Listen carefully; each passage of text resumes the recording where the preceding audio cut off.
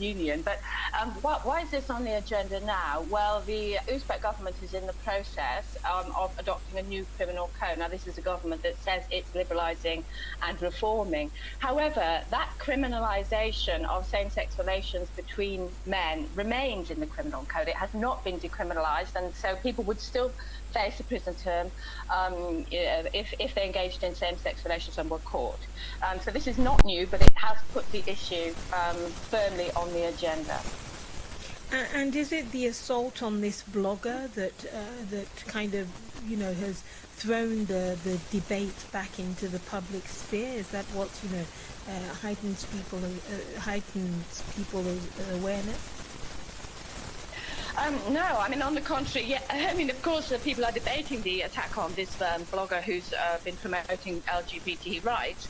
But as I said, what's put the issue on the public agenda very much so at the moment is this, the fact that it's not, that same-sex relations between men is not decriminalised in the new criminal code that the government is adopting.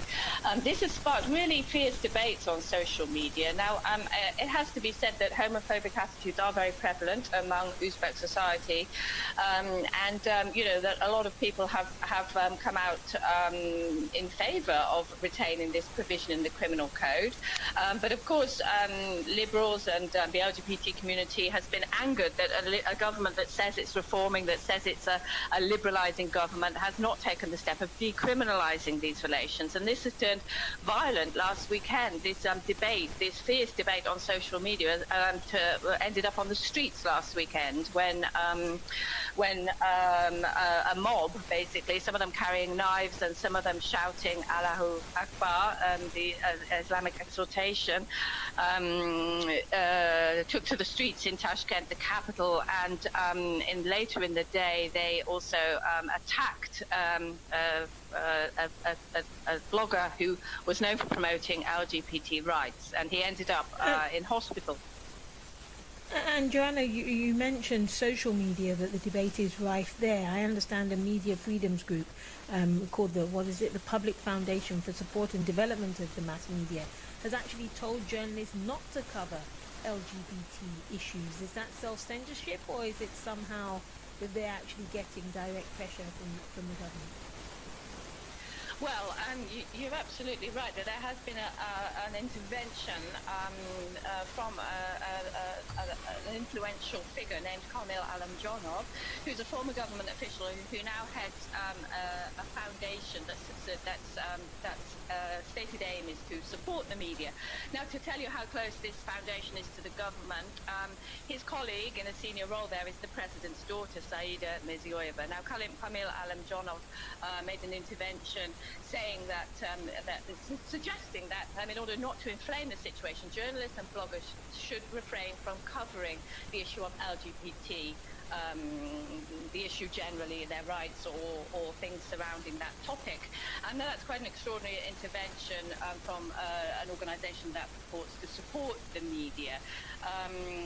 And he also, in his intervention, he described LGBT people as unnatural men and women, and said that people didn't tolerate them in Uzbekistan. And he also made a mention of religion because the majority of people are Muslims. So that was an intervention which suggested that the media shouldn't cover this, which is in the light of the fact that the president, says he's reforming and has called on the media to cover all kinds of sensitive issues. Is quite extraordinary. Joanna, thank you very much for sharing. Joanna did it to journalists who live in Kazakhstan and human rights watch. This week has just brought out or just in the past few days has brought out a report on same-sex relationships and the government's attitude to it. This is Newsday.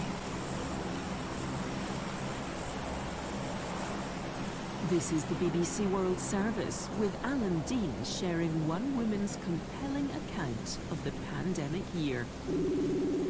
Hello, Margaret. Oh, how are you, Alan? This is the powerful and inspiring story of Margaret in Uganda. So I'm just at home with children. It's a big family. It's a family of 15 people. I'm a single parent. I'm the head. In depth and up close. Yeah, so the AIDS-related orphans whom I'm taking care of. Through interviews. Some some friends of ours have passed on because of COVID-19. Oh, I'm so sorry to hear that. So sad. And her own smartphone recordings. And going up country to the western part of Uganda. We're just enjoying, having fun and enjoying the journey. Don't log off. My life, my world.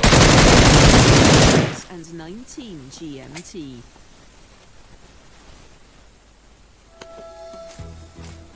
Hello and welcome to Newsday from the BBC World Service with James Cotnell and Bola Mosuro. We're live in Liberia, where President George Weah has imposed a curfew on an area bordering Ivory Coast following days of violent protests.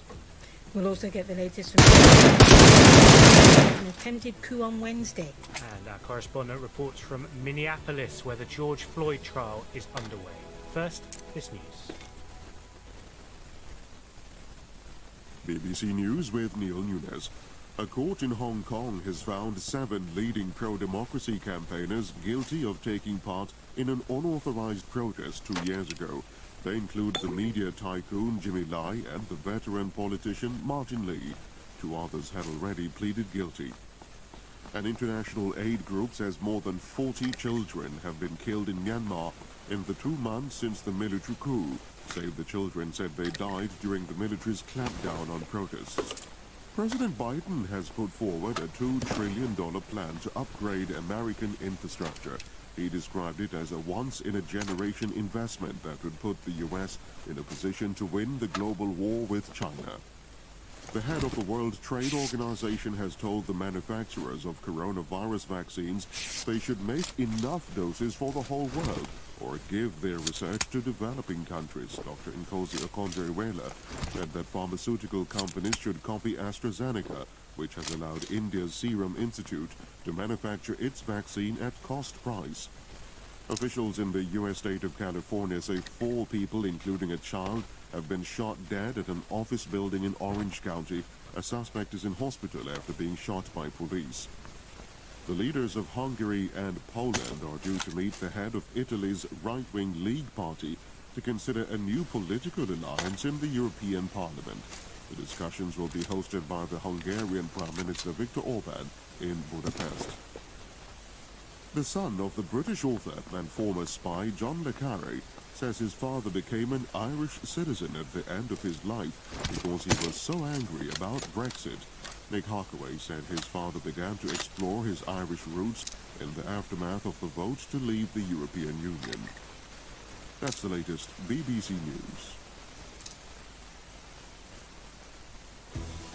Thank you. Hello. Welcome to Newsday. Bola and James with you. We'll go live to Liberia and Nigeria this half hour, and we'll gauge the mood among African Americans in Minneapolis as they watch if the courts will hold a former policeman responsible for the death of George Floyd.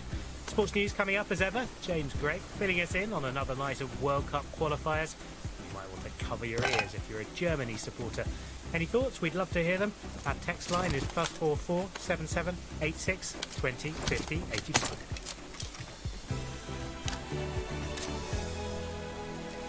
We hear from Liberia first, where President George Weah has yesterday imposed a night curfew in the coastal county of Maryland, which is on the border with Ivory Coast. It follows several days of violent demonstrations involving tens of thousands of protesters. A police spokesman says the situation escalated on Wednesday night, culminating in the torching of the house of a senior politician and a prison facility being broken into. Well, for more, we're joined now by our correspondent in Monrovia, Jonathan Paylely. Morning to you, Jonathan. Tell us more about this demonstration. Is it true that the majority of them were women? Good morning, Paula. Yes, largely women. And the police spokesman is saying that between 20 and 30,000 persons should be involved in the demonstration. And women because a motorcyclist had been allegedly killed in the region. And so women were in pursuit of the alleged killer of the motorcyclist out of motherless sensitivity. So yes, women were in majority, in fact are in majority as the protest continues, even though there is a night curfew. And yet, talk about this prison breakout, if you may. Is it believed that those taking part in this demonstration did that, or that there are other individuals who took advantage of the insecurity and the protest to then break these prisoners out? The information we are getting in Monrovia is that the protester actually headed to the prison compound in pursuit of the alleged killer of the motorcyclist, because there is this belief in the region that these killings are because of ritual purposes. And so even though they were joined by other people, the protesters were themselves in the prison compound, says the police authorities here. And it was they who broke into this area in search of the person. And so this led to the escape of about 90 prisoners who were in the facility. And I assume that the authorities are now on the hunt for these 90 prisoners who are on the loose, but at the same time having the challenge of now keeping the peace in light of these protests. Precisely.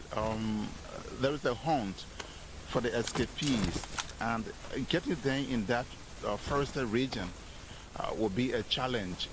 But right now, government attention is about trying to restore peace in the area, because like in other places of Liberia, police officers in the area are thinly spread, and they can be overwhelmed by just a few hundreds of protesters, let alone more than 10,000 persons. So yes, that is a challenge to first restore order in the area and then think about going after the escapees if they will ever be rearrested. And Jonathan, you said that these protesters, these women in particular, were angry at what they say was perhaps a ritual killing, and in this motherly kind of feeling that they were protesting as to what happened to this motorcyclist. But why then target the house of the Speaker of the House of Representatives? Why was his home torched? We have stayed to understand why. But this area in question, Maryland, actually joined Liberia just 10 years after independence in 1847. That 1857, Maryland became part of Liberia. But this area is known for ritual killings, and parts extracted from the victims are believed to be used for magical or political powers. And so in the 1970s, top-level officials of government were executed by hanging when they were brought down guilty of ritual killing. So whenever these things happen, there's some assumption that some officials have some hand in aid. There's no proof as yet that the speaker who hails from the region is connected in any way, but apparently this was just the expression of anger because he's the most senior person hailing from the region. But police are saying that the investigation will point to why people were going after people in one area and have to go to bring down the of the speaker. Jonathan, thank you very much indeed. Our correspondent Jonathan Paylady in Monrovia.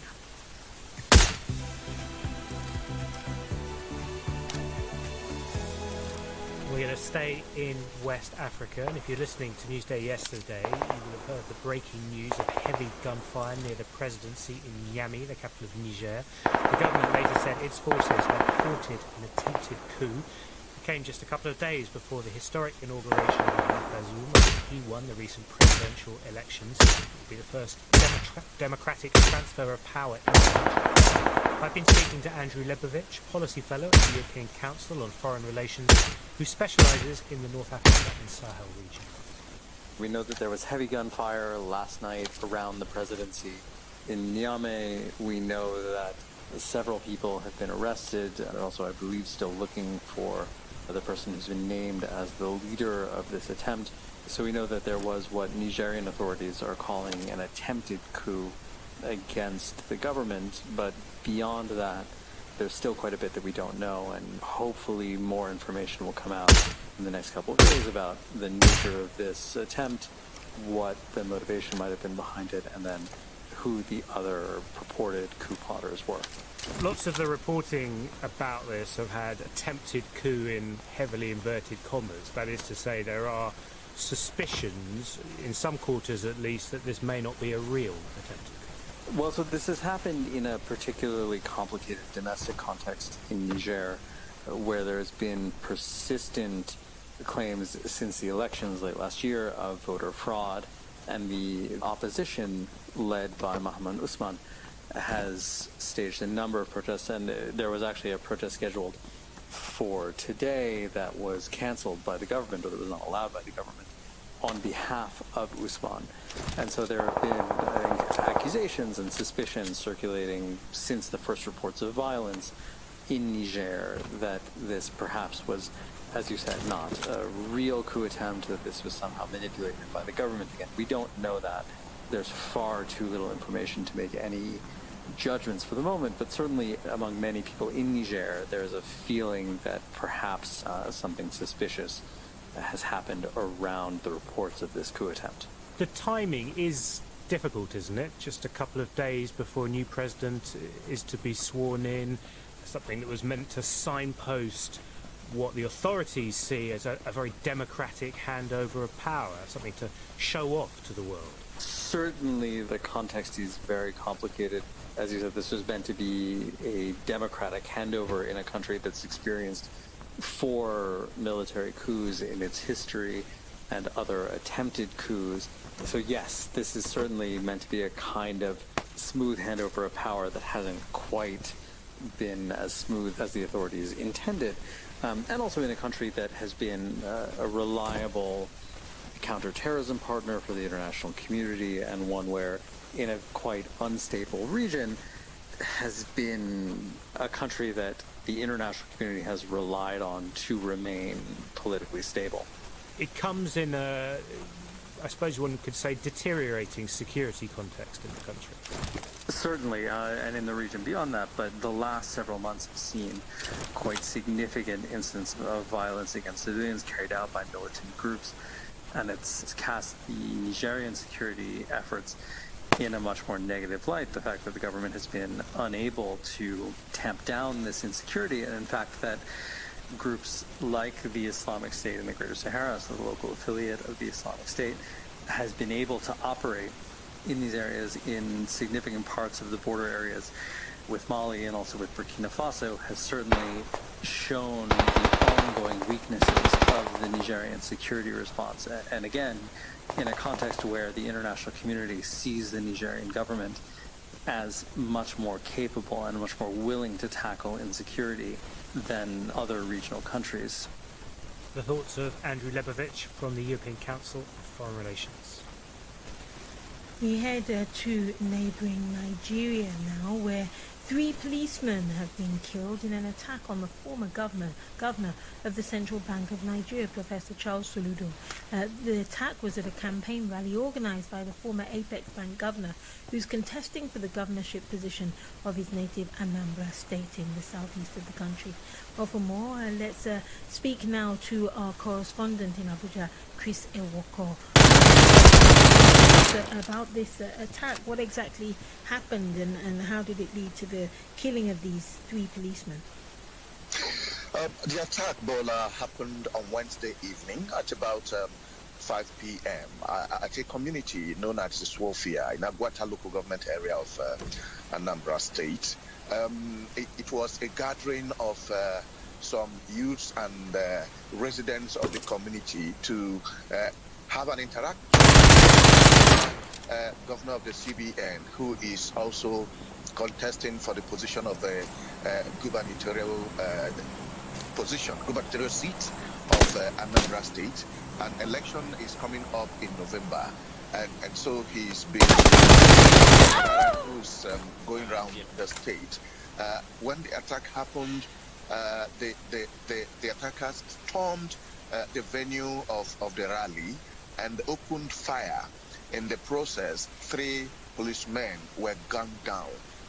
We learned that Professor Soludo was whisked away, but no one for now could confirm his whereabouts. But the police in Anambra State confirmed the attack and said that they're still investigating the incident. And things have been pretty tense in Anambra, haven't they? I understand the Commissioner for Public Utilities, Emeka Ezenwane, was kidnapped a short while ago. Yes, as a matter of fact, the information we're getting is that one of the commissioners in Anambra State was abducted, but it's not clear if it was abducted at the venue of the political rally. again, there's been tension, not just in Anambra State, but in southeast Nigeria. There have been series of attacks. At least 15 police officers have been killed so far in the last 3 months in the southeast, where the group, indigenous people of Biafra, had been very active. But at the moment, no group has actually claimed any responsibility for this attack, as a lot of people, especially in Anambra State, prepare to, go into election on November 6th this year. And we know gubernatorial elections are usually, a time of tension, and there is sometimes political violence in different states. But this is almost on a different level. How are people, citizens in the area feeling right now in terms of security in Anambra? At the moment, there is tension in Anambra State and the surrounding states as well. Because of not just this political attack. The governor of Anambra State, Willie Obiano, had cried out, because of the series of attacks that are taking place. He is saying that criminals are overrunning the state, and for what purpose he could not really explain. And the agencies say they are on top of the situation. Some people who were arrested allegedly for attacks have been, displayed by the police earlier in the week. People are afraid. A lot of people feel that these sort of attacks, especially during political season, as it happened in Nigeria, could affect election, especially of this nature, governorship election in Anambra State. Chris, thank you very much indeed. Chris Ewoko there, speaking from Abuja. Let me give you a reminder of our top story on the BBC World Service. A court in Hong Kong has found 7 leading pro-democracy campaigners guilty of taking part in an unauthorised rally 2 years ago. Time now for sports with James Gregg. And I think he's going to start with a story that my German editor tells me is an April Fool's Day joke. I'm sorry to say it isn't. We start with football, of course, and that shock defeat for Germany that you refer to, James. It isn't an April Fool's joke. They did lose a World Cup qualifier for the first time in 20 years last night. They were beaten 2-1 at home by North Macedonia. The visitors took the lead. There was then an equaliser for Germany, and you probably assumed that they'd go on to get the win.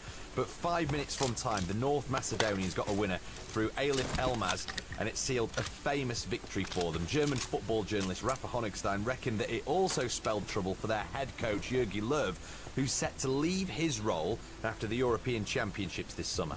The problem for Löw is that he built up a lot of goodwill with his decision and the announcement that he was going to step down after the Euros. Everyone was willing for him to have a good farewell, and you could see a reaction from the players.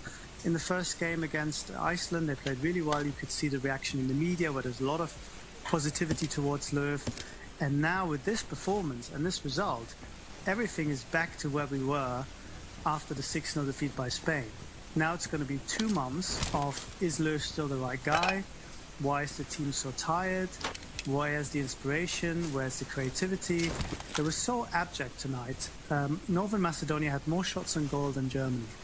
Elsewhere, Spain beat Kosovo 3-1 to regain top spot in their group. They're a point ahead of Sweden, who've got a game in hand, though.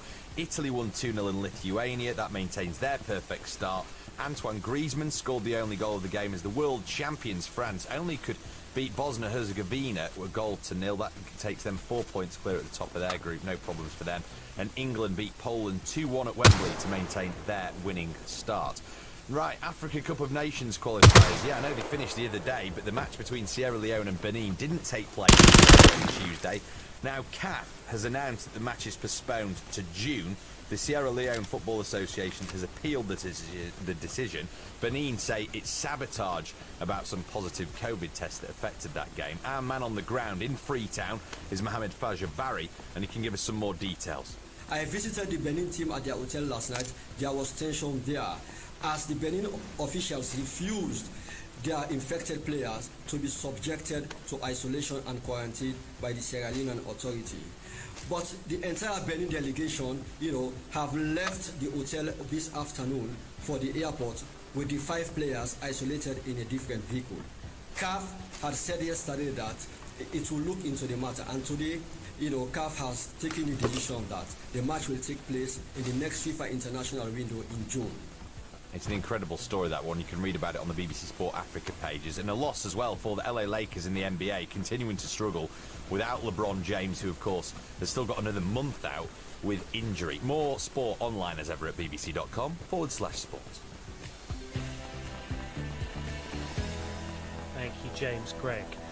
Now, a court has been shown new police body cam footage of George Floyd pleading with officers during his arrest, saying, "I'm not a bad guy." The video comes as the murder trial of the former officer Derek Chauvin continues for a third day. George Floyd's death in 2020 sparked global protests over policing and racism, and the trial has triggered fresh trauma for many black Americans. Our North America correspondent Larry Madowo has been speaking to activists in Minneapolis about black exhaustion and the burden of protests for the black community. Dear white America, I've left Earth. I am equal parts sick of your go back to Africa's as I am your I just don't see races. Danez Smith's poetry conveys the anger and frustration of black America. It is a recurring nightmare, made worse with every protest. I am sick of standing this ground. I will not call your recklessness the law. So what is black exhaustion to you? The tiredness you feel when the answer feels so simple and right there. And your country has a long history of pretending like it doesn't exist. Dia, where are we right now? This is the 3rd precinct in Minneapolis where the big fire happened, a couple of nights after George Floyd was killed, where all the protests turned into uprising, turned into destruction. Local activist and filmmaker Dia Bullock has lived through and documented many disappointments for this community. We've been here before. We've been here where police have been charged, like Philando Castile's case, and they've gotten away with it. And we've been there where they haven't been charged at all. I think that kind of trauma over and over again building up, it does wear you out. It does make you tired. You said this has been an emotional time. Why is that? It's been emotional because of the length of time that we've been fighting for justice. This is Deborah Watts. Her cousin, Emmett Till, was lynched in 1955 for offending a white woman. He was only 14. The man charged with killing him were acquitted, and his accuser recanted her false testimony. It's unfortunate that we are still fighting this fight 66 years later. And Carolyn Bryant Donham, who accused Emmett, is still alive, and she has not been held judicially accountable. As a black person who sees black pain and black trauma and black death on the news again and again, what's your reaction every time this happens? It's like a wound that's reopened. It is a deep pain. I mean, there's no vaccine for this. The televised Derek Chauvin trial is re-traumatizing for many black Americans, but it's a deeply personal pain for Gwen Carr. Why are you here? I'm here to stand in solidarity with the family of George Floyd. I'm also here because of so many families who have felt this pain, and no one even knows who they are. I met Gwen at George Floyd Square in Minneapolis, but she's from New York. That's where her son, Eric Garner, died during an arrest when police used an illegal chokehold on him. Eric Garner, your son, said, "I can't breathe." When George Floyd was back behind us, he also said, "I can't breathe." What did you feel watching that? Well, it was like an echo from the grave. This has to stop. They come into the black and brown communities and they kill our black and brown brothers and sisters, and it gets swept under the rug. Time, my grandpas, time, my... For so many in America, they just won't wait any longer.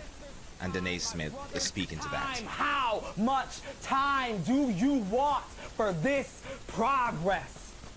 That report by our North America correspondent Larry Madowo in Minneapolis.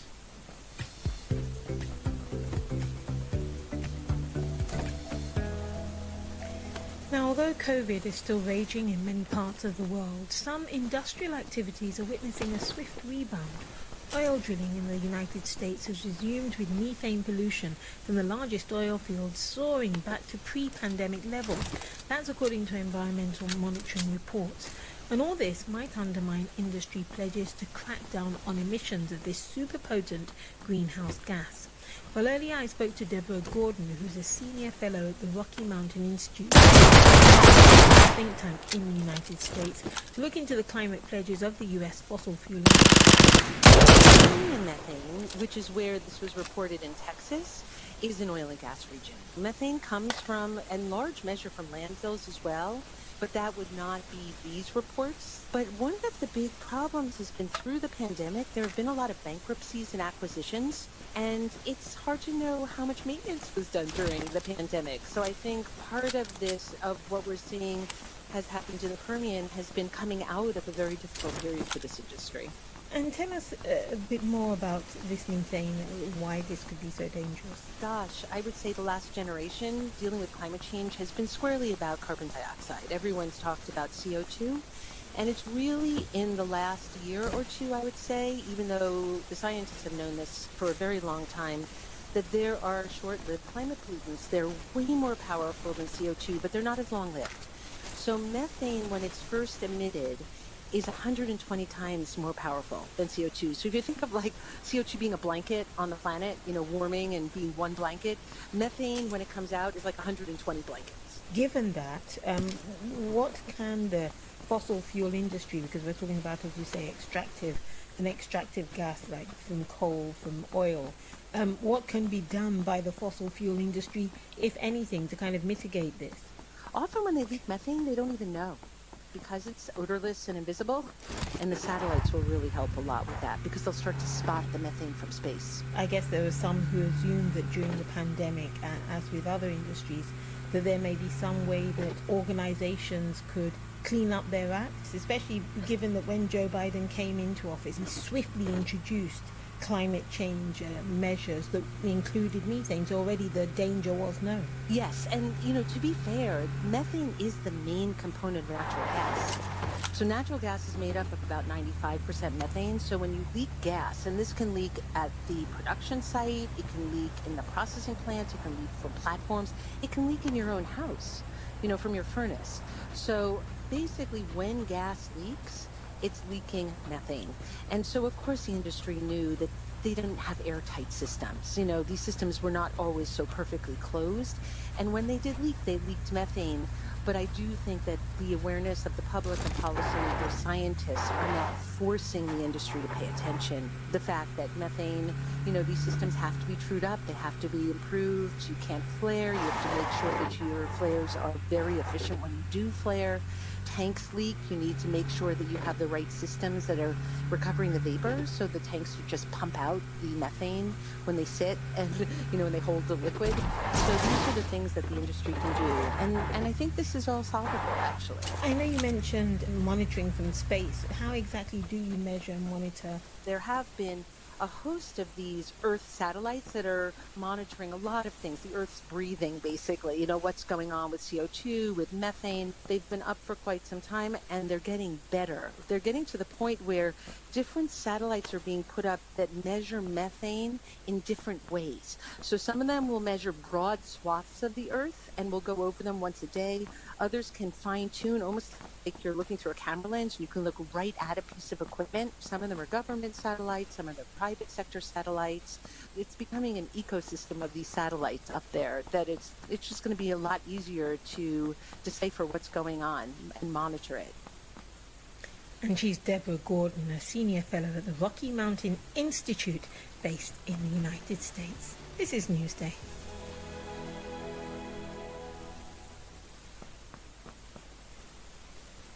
You're listening to the BBC World Service, and here's what's happening in the studio this week. All the world's a stage, but COVID has brought the curtain down. Follow world-renowned theatre makers, the Royal Shakespeare Company, as they battle ever-changing restrictions and huge drops in ticket sales to get timeless plays on stage and bring the great bard's words back to life. In the Studio at bbcworldservice.com/inthestudio. This is the BBC World Service, and on our website you can explore more of our programmes, from documentaries to science. Listen and download at any time by going to bbcworldservice.com. On air, online and on smartphone, this is the BBC World Service, the world's radio station.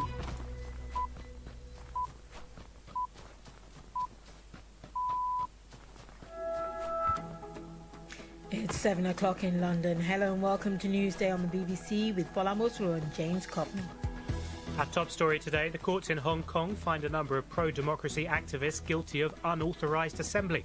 The sentence is yet to come, but the verdict has already caused strong reactions. This is a very bad day, a sad day for Hong Kong, and it seems the bad news just keep coming. It is really sending a very disturbing signal that this city is really no longer free and safe. The full interview with former Democratic Party leader Emily Lau coming up. Over a year into the COVID pandemic, could Africa play a role in vaccine manufacturing? We'll speak to the former British Prime Minister Tony Blair. And a system no longer rigged against members of ethnic minorities. That's the finding of a report on race relations here in the UK.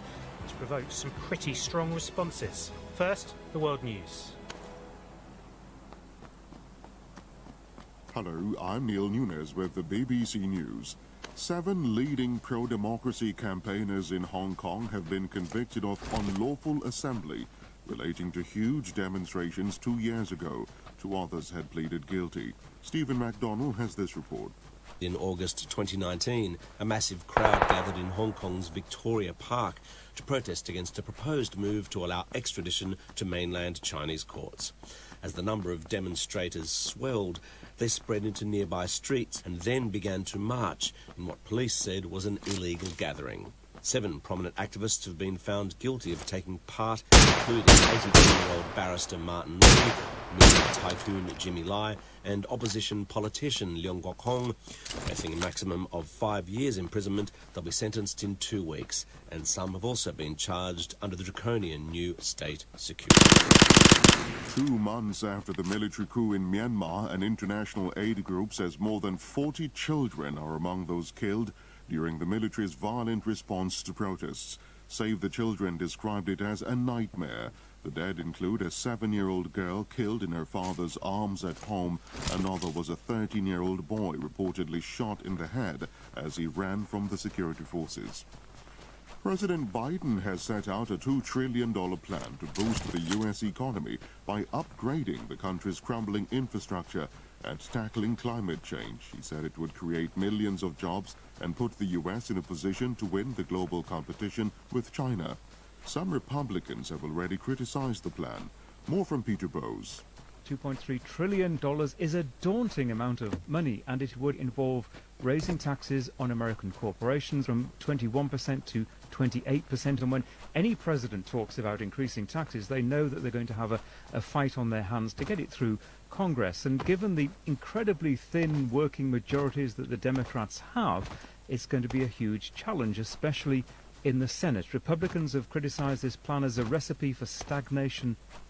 The head of the World Trade Organization has told the manufacturers of coronavirus vaccines that they should make enough doses for the whole world or give their research to developing countries. Dr. Nkosi Okonjo-Iweala said that pharmaceutical companies should copy AstraZeneca, which has allowed India's Serum Institute to manufacture its vaccine at cost price. If we had more of that kind of voluntary licensing and transfer faster, we could save many more people. There is some capacity in emerging markets and developing countries unused now. Let's have the same kind of arrangement that AstraZeneca has with the Serum Institute. Novavax, J&J, and all the others should follow suit. World news from the BBC. Officials in the U.S. state of California say 4 people, including a child, have been shot dead at an office building in Orange County. A suspect is in hospital after being shot by police. California's Governor Gavin Newsom described the incident as horrifying and heartbreaking. Taiwan's foreign ministry has asked its offices in the United States to ensure the safety of Taiwanese people living there after a spike in violence against Asians during the pandemic. In a rare statement, the ministry said it condemned the attacks. The leaders of Hungary and Poland are due to meet the head of Italy's right-wing League party to consider a new political alliance in the European Parliament. The Hungarian Prime Minister Viktor Orban will host the discussions in Budapest. Here's Nick Thorpe. Mr. Orban's party, Fidesz, quit their long-standing political home last month before they could be expelled. Now their 12 MEPs are looking for a new platform. Matteo Salvini's League Party are members of a right-wing grouping called Identity and Democracy, while Mr. Morawiecki's Law and Justice Party are in another right-wing family, the European Conservatives and Reformists. One possible scenario would be a grand merger of existing right-wing parties with the addition of the Hungarians. Another would be the creation of a new nationalist group. A son of the British author and former spy John le Carre says his father became so disillusioned with Britain and Brexit in his final years that he became an Irish citizen. Nick Harkaway told the BBC that his father, who died last December, was furious about Britain leaving the European Union. He said the author of Tinker Tailor Soldier Spy discovered his Irish roots and visited his grandmother's birthplace in County Cork. BBC World News. Thank you very much for that news. Hello and welcome to Newsday from the BBC World Service. James Cotnell and Bola Mosuru. Now, as many countries around the world are trying to get their hands on more COVID vaccines, can Africa become a manufacturer and provide for itself rather than wait on supplies to become available? We'll be talking about that with the Institute for Global Change, which is headed by the former British Prime Minister Tony Blair. We have an interview with him coming up shortly, and we'll be also looking into different subjects this half hour, including hydrogen aviation and an important race relations report here in the UK, which, according to this commission, says there's no institutionalized racism in the UK. If you want to comment on either of those stories, any of those stories, do text us. The number +44 77 86 20 50 85. We start in Hong Kong, where a group of prominent pro-democracy activists have been found guilty of unlawful assembly in a case relating to mass anti-government protests in August 2019. The group includes the media tycoon Jimmy Lai, the prominent barrister Martin Lee, and the veteran activist Lee Chuk-yan. Newsday spoke to Lee Chuk-yan earlier this year about the state of democracy in Hong Kong. We strongly believe that we have the right as the people of Hong Kong for our right to demonstration, and is unconstitutional for the police to ban our procession. So this will be a constitutional argument on the right of the people of Hong Kong. Of course, this is a political retaliation on the part of the Chinese Communist Party. And sadly, now in Hong Kong, the law is being used as an instrument of political retaliation and suppression. Well, sentencing hasn't happened yet, but we do now know those verdicts, guilty verdicts. One of those who attended the court case was Emily Lau, the former leader of the Democratic Party in Hong Kong. Well, of course, we feel very, very sad and very dismayed and distressed. And as many people have been saying, this is a very bad day, a sad day for Hong Kong. And it seems the bad news just keep coming. Either people are arrested and the courts deny them bail, or people are locked up. And it's terrible. It is really sending a very disturbing signal to Hong Kong people, to the rest of the world, that this city is really no longer free and safe. Do you expect them to get fairly weighty jail terms? It could be up to 5 years. But now, given the current circumstances, and also, of course, Beijing breathing down our necks so heavily, anything is possible. But I certainly hope that will not happen. I mean, these people took part in a very peaceful and orderly assembly, and I certainly don't think that they should deserve to spend years in prison. One of the interesting things about the judgment was that the judge accepted that the demonstrations were peaceful and yet said that was no barrier to them being found guilty. That surely will send a fairly chilling signal to anyone intending to protest in Hong Kong in the future. Well, yes, indeed. And it is very, very disturbing. And of course, there's no doubt that many people are trying to intimidate us. And I have never supported violence. I always support peaceful and orderly protests. And I hope we can still do that sort of protests in future. But it is important for us Hong Kong people to stand up for what we believe in. But of course, as you can see, by standing up, there may be very grave consequences. So it is a very, very sad day for Hong Kong. And I certainly hope that they will not get very heavy sentence. And these people, many of them have contributed to Hong Kong for decades. And why do they deserve this? I'm sure you know many of them personally. How do you think they will cope with this verdict? Well, I think they are very tough people.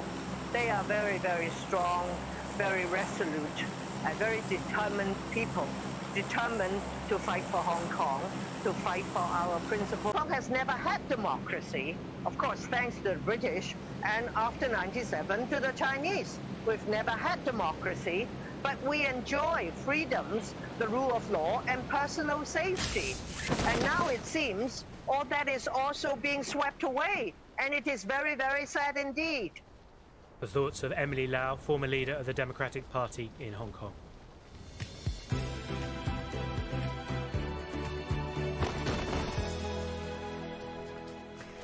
Now, it's a year on since governments across Africa began their fight against COVID-19. So how has the continent done in battling the virus and containing the spread? And what about access to vaccines? Well, the Tony Blair Institute for Global Change has been looking into this. So for an update, we can speak now to the former Prime Minister of the United Kingdom, Tony Blair, ahead of his institute holding an event later today. Greetings to you, Mr. Blair. Thank you very much for joining us. So you've released a report today looking at vaccine manufacturing in Africa. What are your findings? Our findings are that Africa's access to vaccine is very restricted at the present time. There's a huge disparity now between the wealthiest countries in the world vaccinating and the continent of Africa, indeed other developing countries. And we make a call with a suggestion as to how to do this for Africa to develop its own vaccine manufacturing capacity in the future. But obviously that will take time. And we set out a mechanism by which they may do that with various African bodies across the continent, including the African CDC, the African Development Bank, the African Export Bank, Africa Union, how they cooperate together in order to create the facilities for the future so that Africa and its leaders are never again in the situation where there is a major health crisis and they're having to go out to the outside world in order to help with vaccine production. So it's a very difficult situation now, because the truth is, having come through the first wave of this in relatively good shape for all sorts of reasons that have contributed to the fact that Africa's death total in that first wave was actually significantly lower than the rest of the world. The truth is that Africa is now suffering a resurgence of cases. There's the new variants which are causing particular problems, and yet vaccine supply globally is really constrained. And we do know, though, that, a number of African countries have said that, even though there's supposed to be the rollout under the WHO-sponsored GoVax scheme, that many of them are right at the end of the line when it comes to distribution of vaccines because other nations have hoarded them or aren't as willing to export them. So we see a situation where countries have turned to China or turned to India to get the vaccines rather than the vaccines which should have been rolled out under this, what should be an equitable scheme. Yes, I mean, look, COVAX has done a great job. The Africa Vaccine Acquisition Task Team has done an excellent job. But the truth is, these vaccines will probably now only reach Africa in the second half of the year, when there is an urgent requirement for vaccine now. And even in respect to China and India, there are big problems with the export of vaccines because, of course, they have large populations to look after.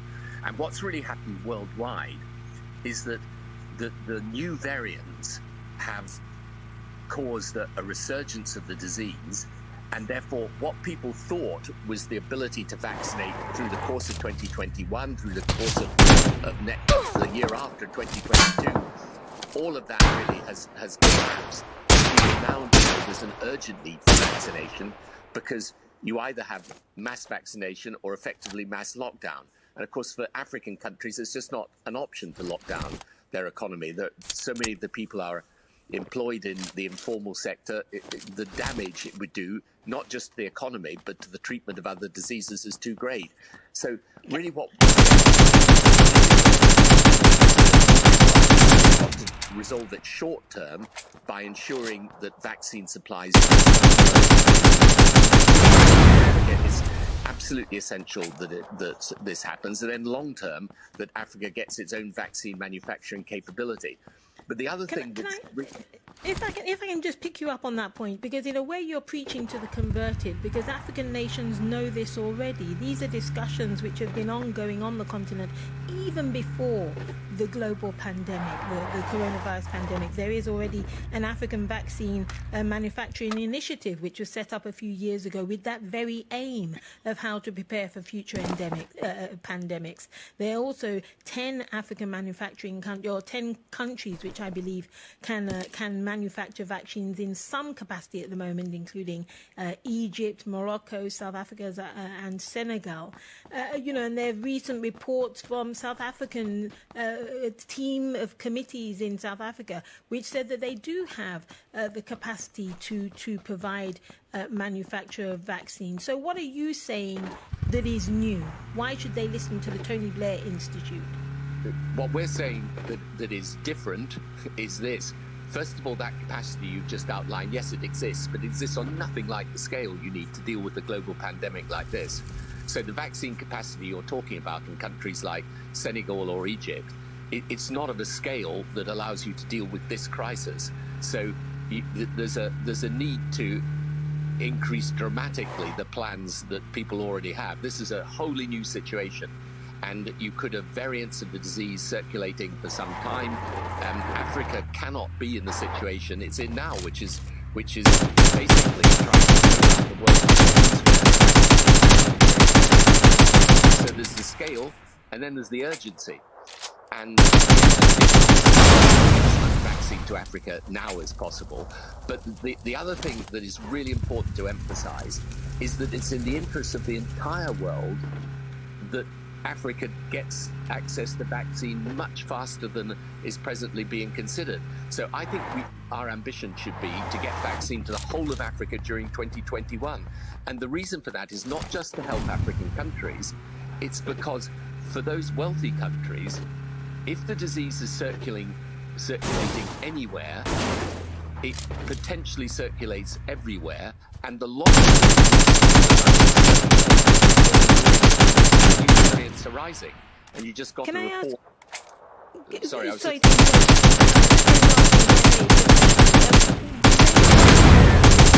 a number of high-profile guests, including President Kagame,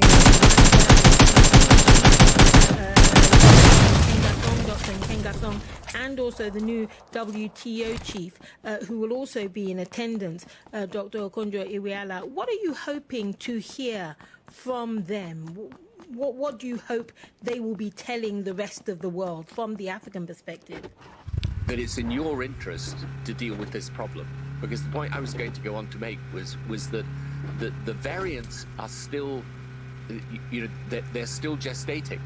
and there's a report just out in the last, I think, few days from a group of French researchers showing how some of these new variants are easier to spread to animals and therefore to circulate back into the human population. And so you've got a situation where this is a crisis that keeps mutating along with the virus, and it's important to realize, therefore, that it's in the interest of the entire world, not just African countries. It's in our enlightened self-interest to deal with this problem and ensure that Africa is vaccinated. Tony Blair, former Prime Minister of the United Kingdom, thank you very much for joining us. Let's turn now to James Craig with the sport. Thank you very much. Four-time world champions Germany were stunned last night. They lost 2-1 to North Macedonia, not lost in World Cup qualifying since 2001, would you believe? North Macedonia are ranked 52 places below Germany in the world rankings. No, it's not an April Fool's joke. They are third in their World Cup qualifying group, are the Germans. Wins for France, Italy, Spain and England last night as well. Elsewhere, Sierra Leone say that they're going to be appealing the decision to play their Africa Cup of Nations qualifying match against Benin in June. The match is to decide which of the two teams will be the final team to qualify for next year's tournament in Cameroon. It was delayed and then called off on Tuesday. That was after Benin refused to play when local authorities claimed that 5 of their players had tested positive for COVID-19. Benin think it's sabotage. Interesting story. You can read about it online. NFL an additional game this season. It's the first change made to the regular season in 44 years. And the president of South Africa Rugby says that he's confident that fans will be able to attend matches when the British and Irish Lions tour there later on this summer. More sport for an hour's time here on the programme. Looking forward to it, James Craig. Thank you. Let's talk business now. Could hydrogen power commercial jets in the future? British Airways, recently called the second most polluting airline in Europe, has said that it's investing in Zero Avia. That's a company trying to make hydrogen-powered flight a reality. Now, they've already flown a demonstration flight with a small aircraft powered by hydrogen. And to tell us more, here's Theo Leggett with David Willis. Excuse me. That's right. Thank you very much indeed, Bolly. And Theo Leggett joins us now. How do hydrogen planes actually work? Can you tell us that, first of all? Well, the great thing, David, is that hydrogen is a really flexible fuel, so you can use it in more than one way. So it can be used in the same way as conventional jet fuel. It can be used to power jet engines. It can be used to power turbofan engines. But it can also be used to power fuel cells. So in other words, or as part of a fuel cell, in other words, to generate electricity for electric motors. So it is, in fact, incredibly versatile. Wow. Now, several companies I know have been working on the development of electric aircraft. Would hydrogen-powered planes be better, do you think, Theo? And is it a problem actually adapting planes? Well, yes, to both of those questions. The problem with hydrogen is getting hold of a clean supply of hydrogen. That's the issue. Hydrogen, when you use it, is a very clean fuel, but you need a supply of hydrogen. And at the moment, most hydrogen that is used commercially is derived from treating methane at very high temperatures and high pressures with steam, which is not an environmentally friendly process. So in order for hydrogen to be you need to have a good, clean supply of it. So that's one thing that will need to be worked on. In terms of how you use it, the problem with batteries, developing an electric plane is not the same as developing an electric car, because batteries do not have the same energy density as aviation fuel, which when you're trying to get things in the air really matters. Batteries are simply too heavy. They can be used to power planes for short distances, but certainly not for intercontinental trips. So in the short term, what the industry is looking at is hybridization. So using a bit of electric power alongside conventional power to reduce the amount of energy used. But that doesn't change the fundamental problem, which is that if you take the COVID crisis aside, which has put the industry back 4 years or something like that, it'll probably take that long to recover. Massive growth is expected in aviation over the next 20 years, about a doubling of passenger journeys. So even if you reduce the amount of carbon being created per trip, you're still going to see overall emissions rise. And that's the problem that we're encountering. So hydrogen offers a really good next step. But the problems are, as I mentioned, that you have to generate clean hydrogen. Hydrogen does have high energy density, but there's a lot of volume there, so you need to compress it down. So you either need to compress it or liquefy it. So these are the kinds of engineering challenges which are being faced when people are trying to develop hydrogen planes. Theo, we've got to leave it there. Thank you so much. Fascinating stuff. That's the business news for now.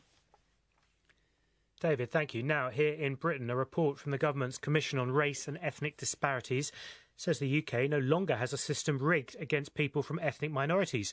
In fact, it concludes Britain is a beacon to the world. The report said family structure and social class had a bigger impact than race on how people's lives turn out. Critics have already called the report deeply cynical and firmly dispute the idea that institutional racism does not exist in the UK. Let's get the opinion now of Dr. Remi Adekoya of York University, the author of Biracial Britain, A Different Way of Looking at Race. Thanks very much indeed for talking to us. So what's your reaction to the top line, the headline of the report, as it were?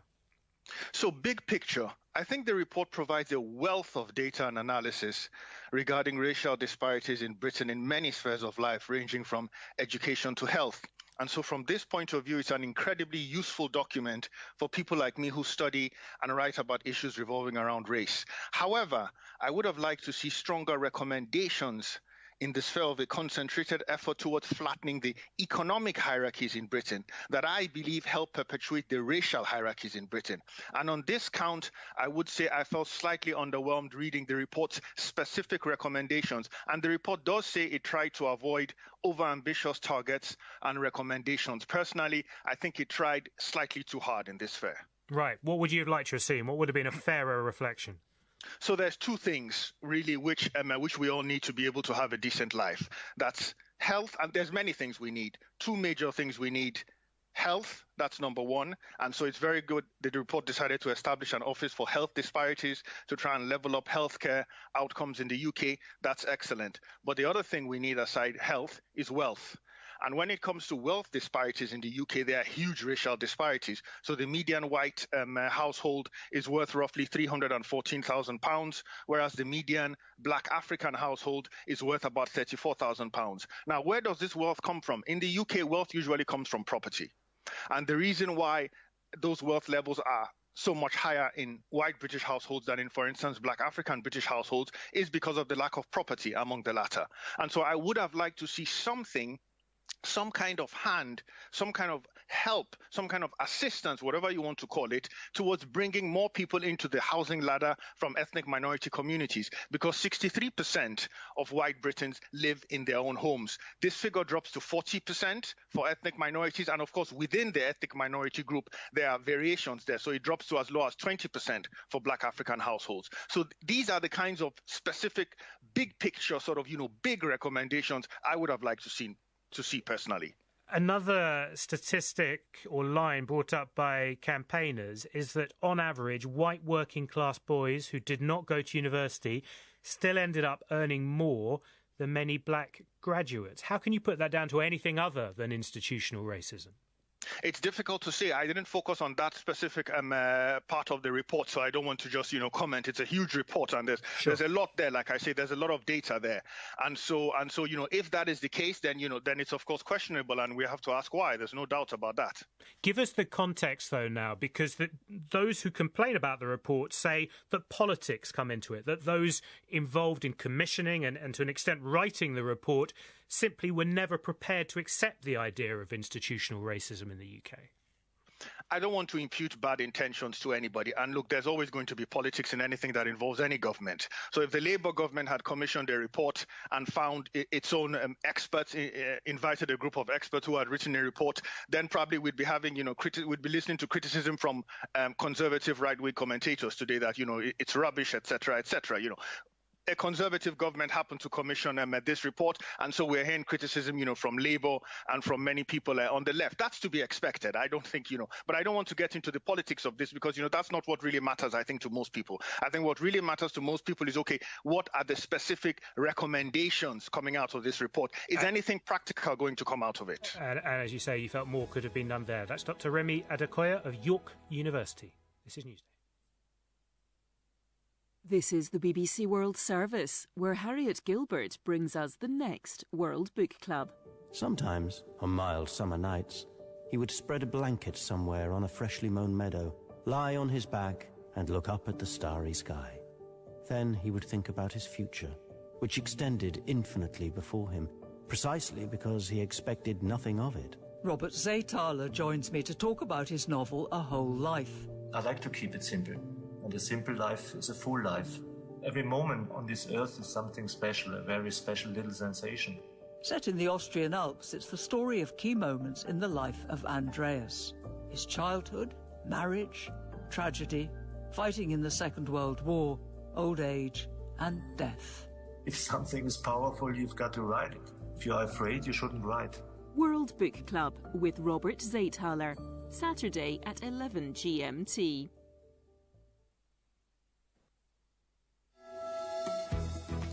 Hello, welcome to Newsday on the BBC World Service with James Cotnell and Bola Mosuru. Coming up, the latest from Niger after what the government described as a coup attempt just 2 days before the inauguration of the new president.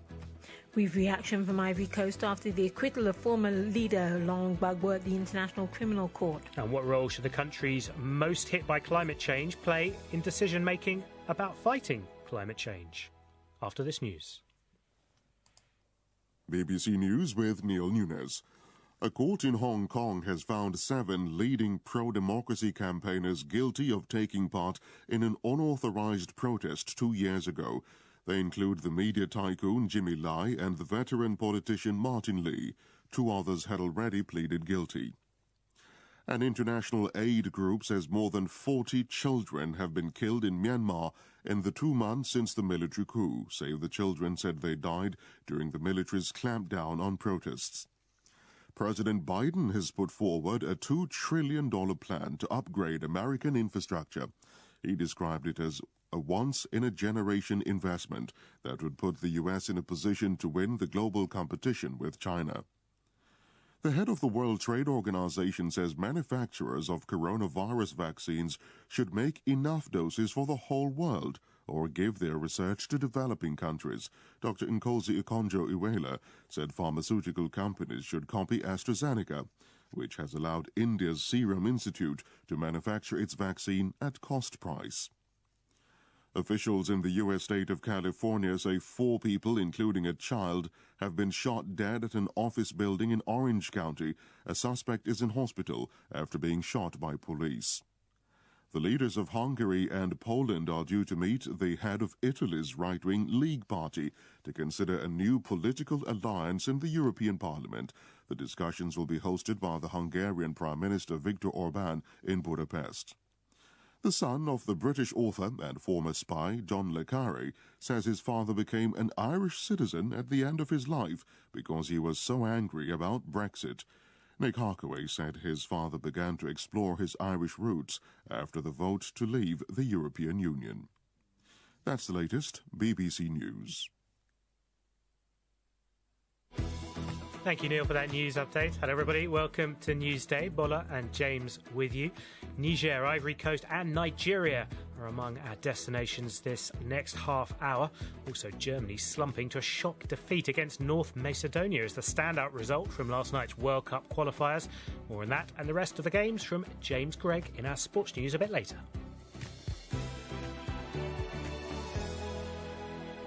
First to Niger, where the government says they've arrested several people after what it described as an attempted coup on Wednesday. There are reports that soldiers were involved in the gunfire, apparently targeting the presidential palace in Niamey. This took place just 48 hours before the inauguration of the newly elected president, Mohamed Bazoum, which is still planned for Friday in the capital. One of our correspondents in West Africa is Lala C, who's been monitoring the situation from Abidjan in Ivory Coast. Morning to you, Lala. Tell us, if you may, the latest, please. Morning, Bola. Well, it does not look like this coup was well organized, hence its failure, and security forces easily regained control. The situation is back to normal. And in its statement about yesterday's events, the government spokesperson simply asked the population to go about their daily business. And that's what the outgoing president, Mahamadou Issoufou, did, as he was seen in an official ceremony for the nomination of new members of the Constitutional Court. Meanwhile, several soldiers were arrested. But this is the third time since 2011 that the government says it has prevented a coup. Bola. Have they given any details as to the soldiers, their rank, or if these are disgruntled soldiers who'd had a beef with the authorities in the past? Well, from the beginning, they talked about an army captain who's supposed to be the mastermind of this failed putsch. He is an Air Force officer in charge of the security of the military air base in Niamey, and he's actively sought. Other people linked to the coup attempt have been taken into custody, according to authorities who say they are still searching for others involved. And so there's been condemnation to this attempt. The government said it was cowardly and retrograde. There's also a reaction from President Muhammadu Buhari from Nigeria, himself a former coup general. He also condemned it. He said he was concerned about the negative impact of coups on the stability and peace and progress in Africa. But for observers, the fact that the army is intervening in the political scene has to do maybe with frustration with the recurring terrorist attacks in the country and at its borders. But also another frustration may be the outcome of the presidential election, knowing that the army is essentially from the west of the country, which is the heartland of the opposition to newly elected President Mohamed Bazoum.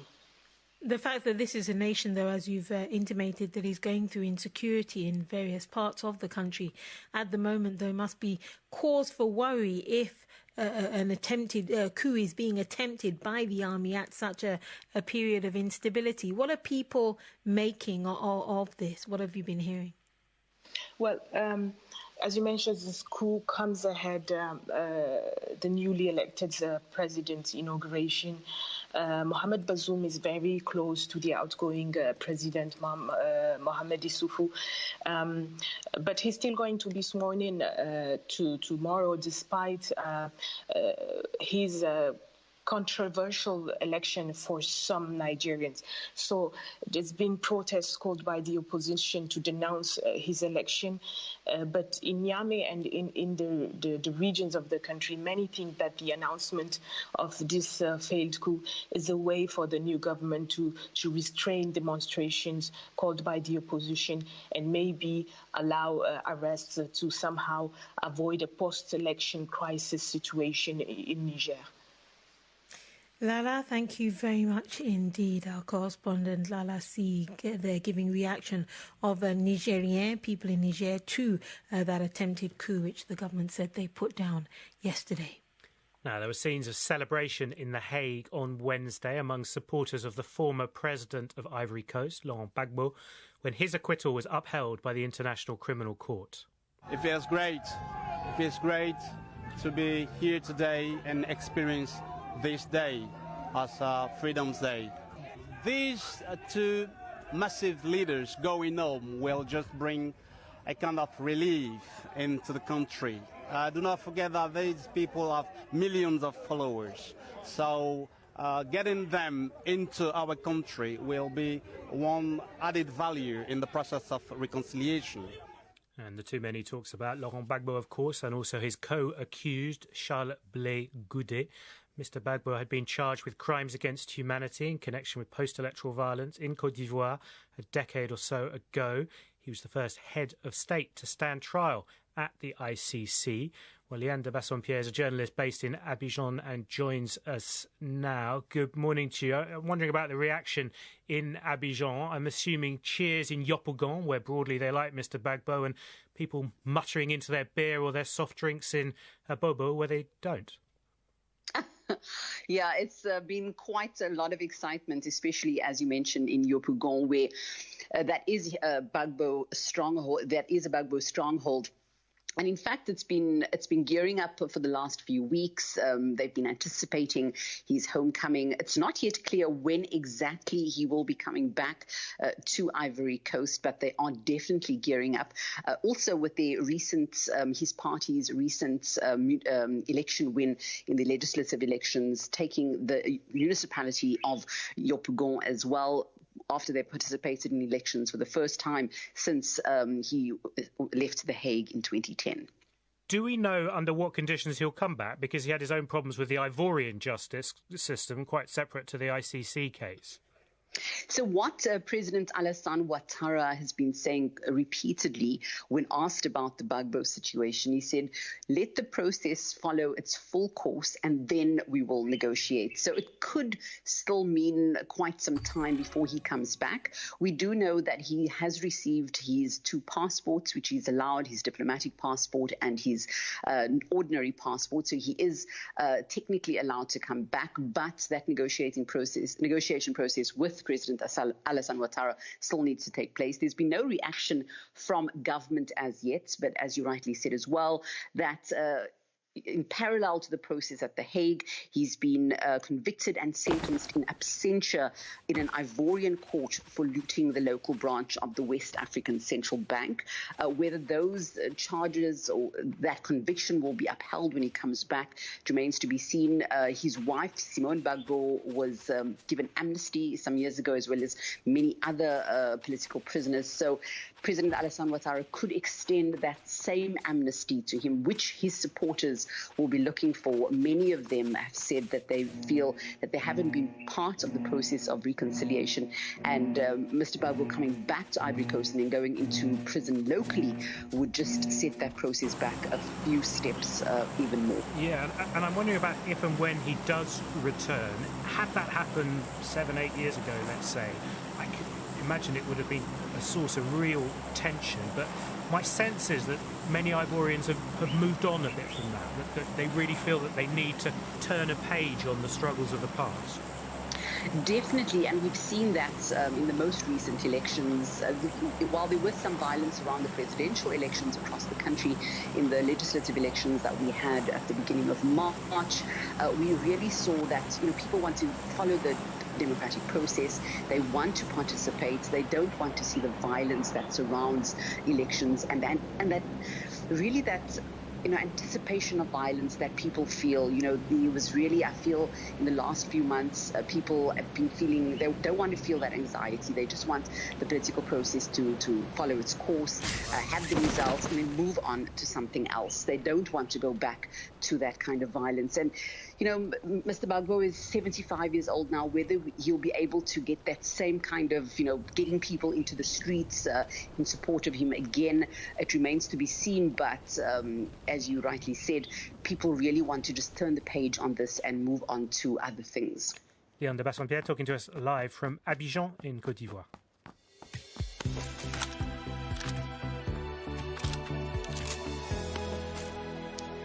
Now, the US Special Envoy for Climate, John Kerry, along with other climate leaders from across the world, have been discussing how countries most vulnerable to climate change can be put at the centre of decision-making.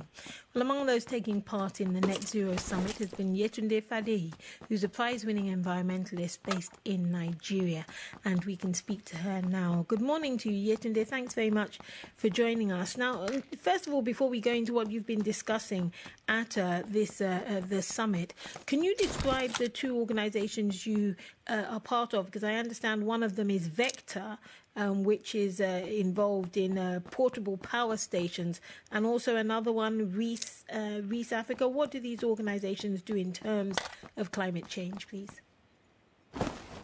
Good morning.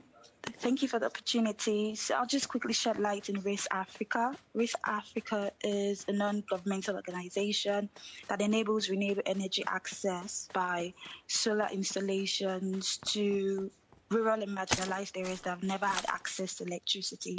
And we also promote environmental sustainability as a lifestyle and a business process.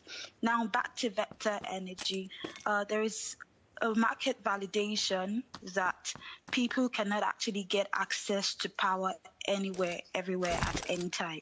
So with these portable power stations, which have been digitalized, people can get passive income for every kilowatt hour they use, and rural areas, peri-urban and urban areas can be able to access electricity, especially for the global south that experiences epileptic power supply, like Nigeria, to start with.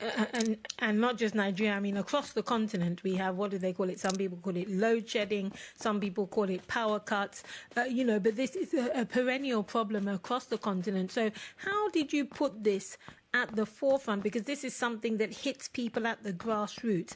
How did you then put it on the agenda on, this summit, which is dealing with things in a much more macro level? Okay, so I was part of the ministerial panel too, which discussed the race to implement strong policies to accelerate the shift to clean energy. We basically discussed the mechanism as to how countries need to act in order to be part of this systemic change. And one of the issues we discussed was the involvement of youths to participate more in policy and stakeholders engagement. We need everyone to be involved. And from my field and research experience, I reckon that the problem is not reliant on the technology prowess. It's reliant on public perception, is reliant on our business model, is reliant on sufficiency and lifestyle changes. So with an interdisciplinary approach to solving this problem, we will be able to make an headway. And you've believe in providing a village with electricity through your portable systems.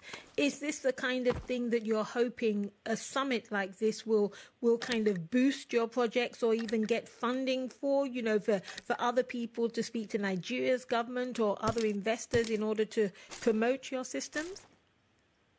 Okay, so we've actually done 11 communities.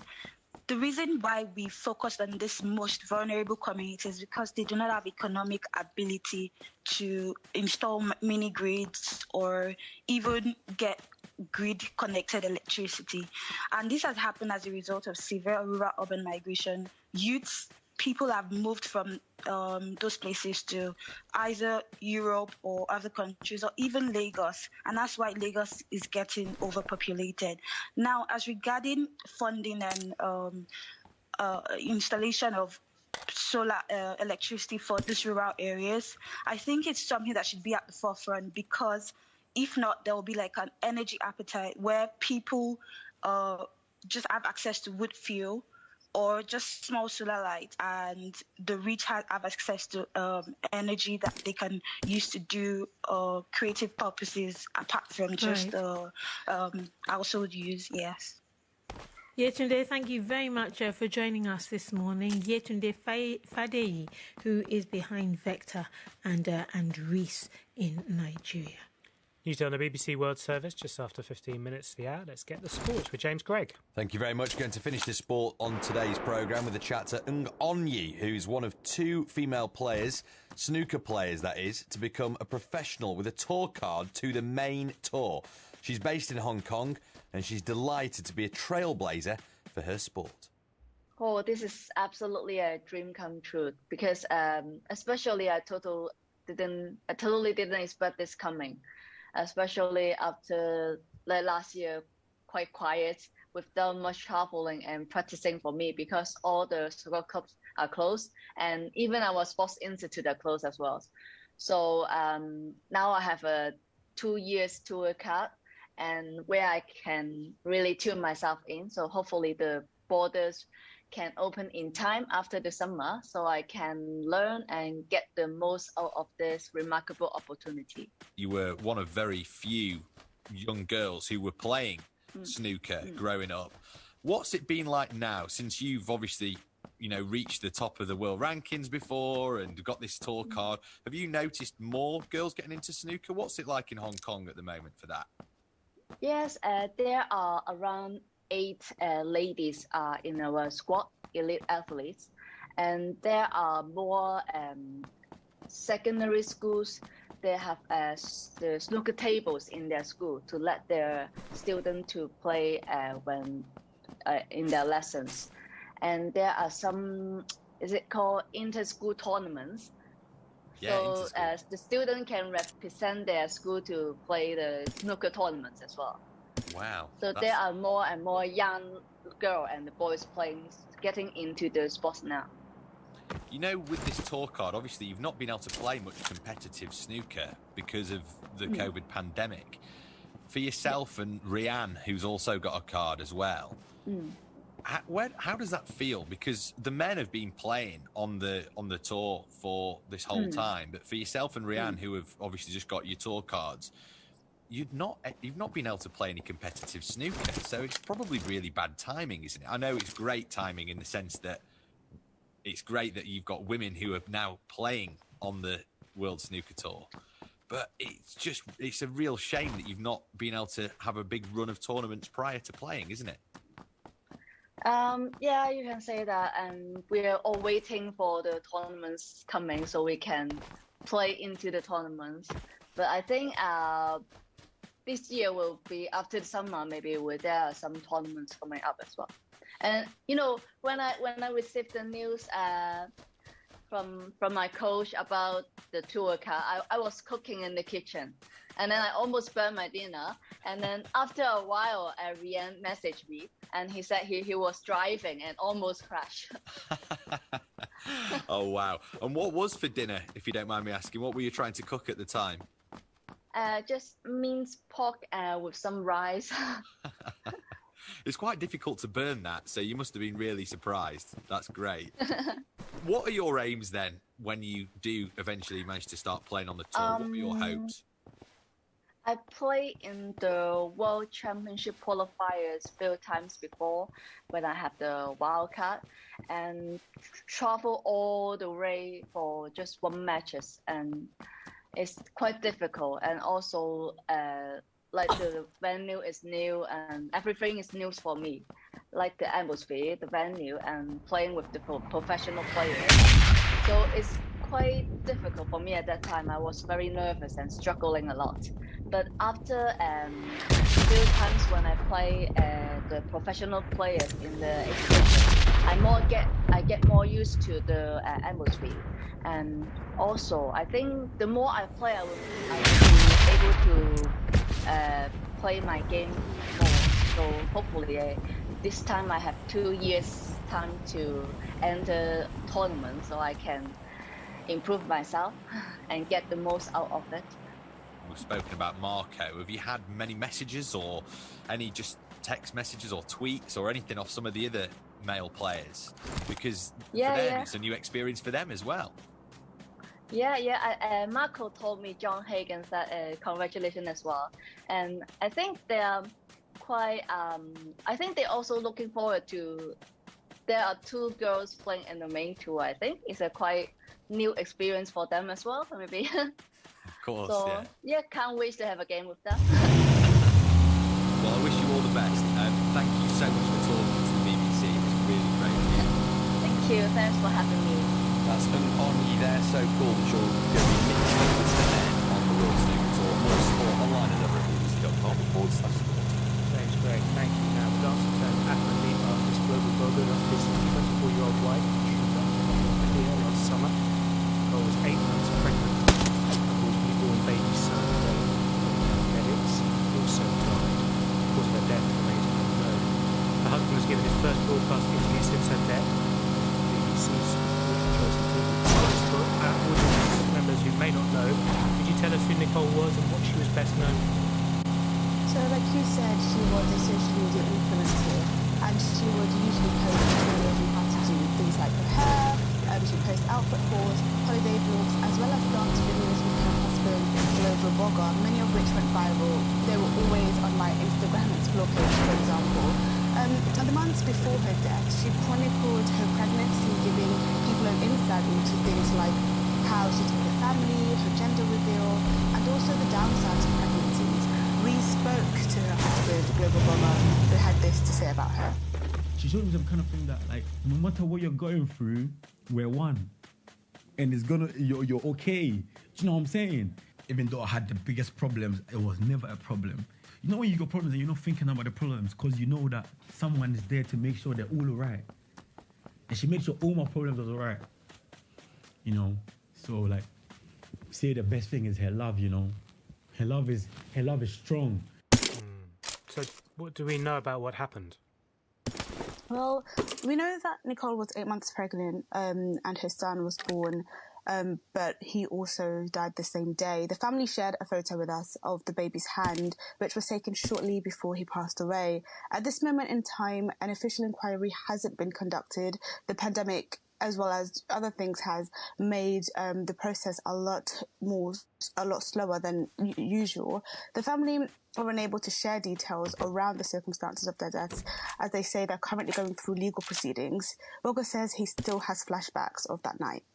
So when I close my eyes like this now, it's just the last moment of what happened, me and her. So when I close my eyes, that is literally all I stay. And I have to open my eyes because I don't want to get to the end of that because it still doesn't make sense till now. So I just keep my strength to myself and keep moving. Must be so hard. How is her husband coping now? I mean, as you can imagine, like many parents, he was extremely excited for the arrival of their first child. They had decided to call him Rain, and he made videos with Nicole about him on social media.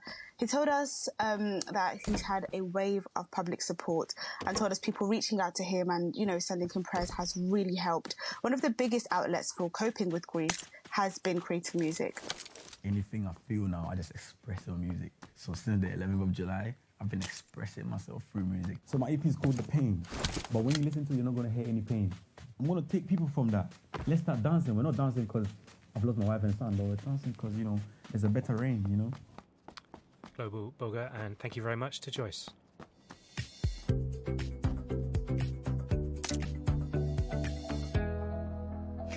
Now, a United Nations group of experts has raised the alarm over serious human rights abuses committed by private military companies in the Central African Republic.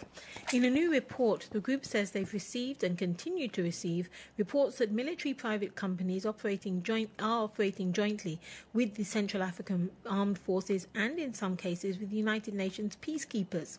Well, earlier this morning, I spoke to Louisa Lombard, who's Associate Professor of Anthropology at Yale University and specialist in the Republic.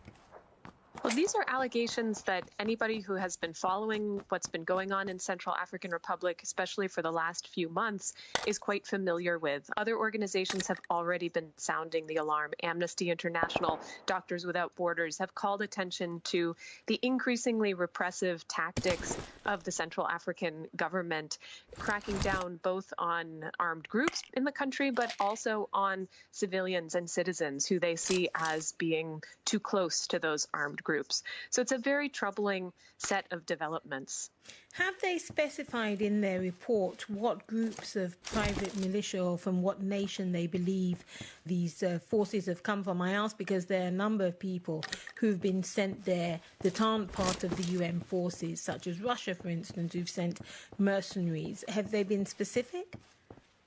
Yes, so perhaps it would be helpful to back up for just a moment here and recall the fundamental bind that the Central African Republic has been in for the last bit more than half a decade here. You know, this is a country that has been through a war and then has gone through every possible initiative designed to bring back peace and stability, elections, dialogue, peace processes, some of them multiple times. They've completed every step, but without there being a fundamental change in the situation in the country, which is that you have a president, a government that sits in the capital, and armed groups that control most of the country's territory, and a citizen population that is suffering and in many cases displaced and living under very difficult circumstances. Now, the government, the recently re-elected President Touadéra, has become increasingly frustrated with this situation and believes that a military solution is the right way out of this and has found support particularly from backers in Russia. There's also been support from the Rwandan government to try to pursue a more aggressive strategy. What's tricky for the UN at this point is that the UN mission in the Central African Republic, because its mandate includes supporting the Central African state, finds itself in a perhaps closer relationship with that government now than they would like to have, given the very repressive direction that the government has been going in. And that's Professor Louisa Lombard from Yale University speaking here on Newsday. No nation can pretend not to harbour institutionalised racism. Shame on the authors of this report. So says David in Brussels in a text to the programme. Thanks for that, David. Good morning. This is Newsday. You're listening to the BBC World Service. From what's going on, A 90-year-old British woman has become the first person in the world to be given a fully tested vaccine against COVID-19. to what can go wrong. As the eyeball went left to right, I could hear the eyes moving and squelching. The challenges of maintaining body and mind. Our children's mental health is our continent's future wealth. Health on the BBC World Service. This is the BBC World Service, and on our website you can explore more of our programmes, from documentaries to science. Listen and download at any time by going to bbcworldservice.com.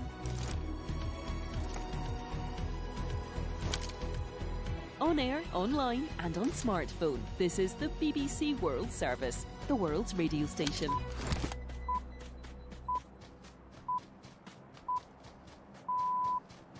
Welcome to The Inquiry on the BBC World Service. Concussion is now a powder keg issue in world sport as concerns deepen about the potential links to brain disease. It changes the way your brain functions on a chemical and metabolic level, and sometimes it can actually cause physical damage to the brain. The long-term effects of a career spent making and taking heavy tackles are being revealed in ever-increasing detail, but the risks aren't exclusive to so-called full-contact sports. That one moment changed so much in my life. You go from being this top-level athlete that has, everything in their life that makes you happy and you have a purpose, and all of a sudden you can't function the way you want. I'm not the same person that I was before the accident.